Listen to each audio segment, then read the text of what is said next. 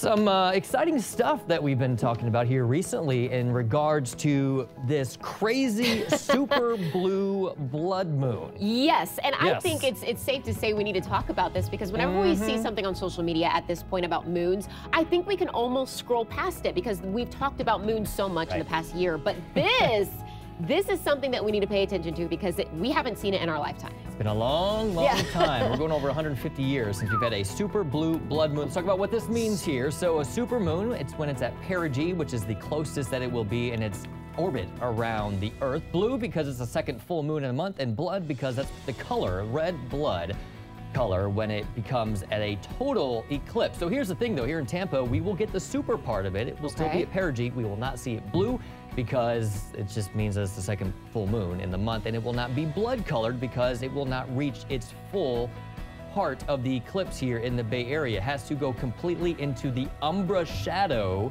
of the Earth to be able to get that red color. So the path of the moon will be like so, going across the penumbra, which is a very, very faint part of the Earth's shadow. So this is what you will see here in the Bay Area. The penumbral eclipse is hardly noticeable at all. It'll be a very faint gray shadow that passes across the moon as we go towards around 6:48. That's the maximum penumbral eclipse. But then the partial eclipse begins at 6:48 as the moon is setting, guys. So 7:09 is when we'll see the maximum eclipse here in the Bay Area.